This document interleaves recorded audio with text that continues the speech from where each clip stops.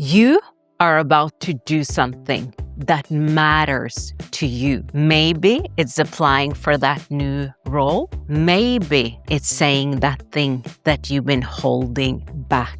Maybe it's starting something new, but right before you do, that voice shows up. Who do you think you are? You know that voice. You heard it 1,000 times. It shows up right on cue. Every single time you are about to step into something bigger. And most of us, we hear that voice and we stop, we pull back. We decide it must mean something, like a warning sign that it's evidence that we are not ready. Because once you see that voice clearly, it loses a lot of its power. Here is what I want you to hear. Self-doubt is a habit. That's it. A thought pattern your brain learned somewhere along the way and now repeats it on autopilot. It feels like the truth. It sounds like the truth, but it's a recording. One that has been playing for so long, you stopped questioning whether it was accurate. Think about it. You did not come out of the womb thinking, I am not good enough. Somebody taught you that.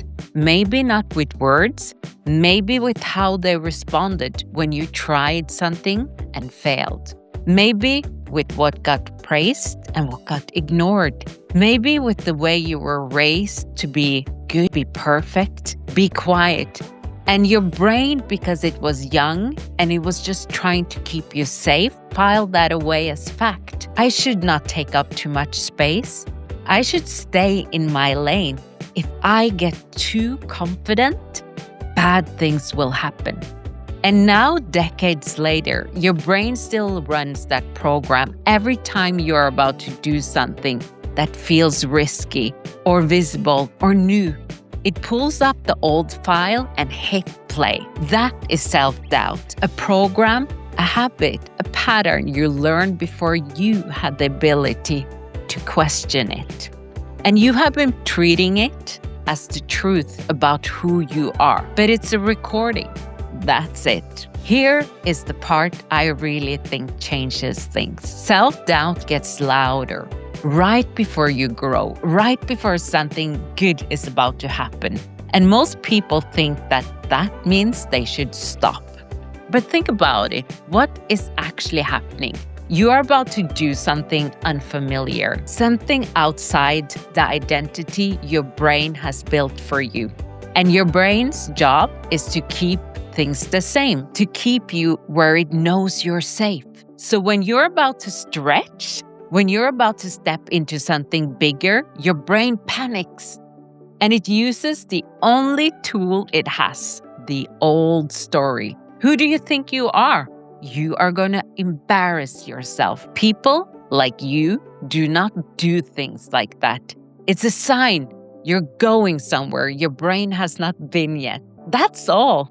I remember the first time I really understood this. I was about to make a decision that scared me. Invest in myself to become a coach.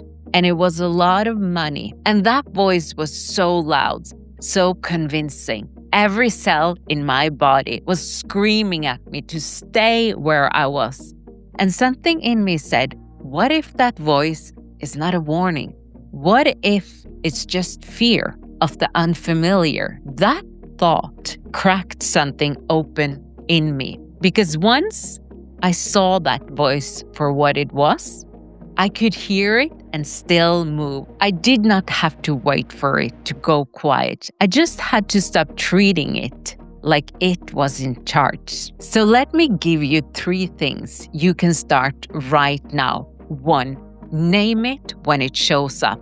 When that voice starts talking, notice it. Say to yourself, there it is again. Not argue with it. Do not try to replace it with a positive affirmation. Just notice it. Because the moment you observe a thought, instead of being inside it, it loses some of its grip. You are not the voice. You are the one hearing it. 2, ask yourself, when did I first learn this? That belief you're carrying right now, I'm not good enough, or I do not deserve this, or I will fail. Where did that come from?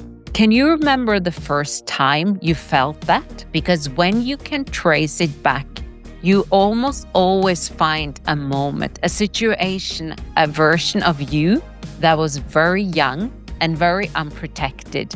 And that child made a decision about themselves that you are still living by. You do not have to fix it at once, but recognizing where it started is the beginning of losing its hold. 3.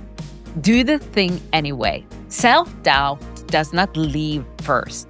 You have to act, and then it quiets down. Every time you do the thing the voice told you not to do, you are rewriting patterns. You are showing your brain new evidence. I did it, and I survived. I did it.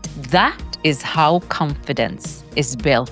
One small act of defiance against the old story, repeated over and over again. Self-doubt is going to show up again, probably tomorrow, probably next week, and next time you try something that matters. And when it does, I want you to remember that voice. It's a habit. It's not a fact. And you get to decide whether it runs your life or whether you do. If this landed for you, I would love to hear from you in the comments. Tell me, what is the one thing that self-doubt has been stopping you from doing? And if you want to go deeper on this, I'm running a free live webinar on the 11th of May. The link is in the description. I would love to see you there. Bye.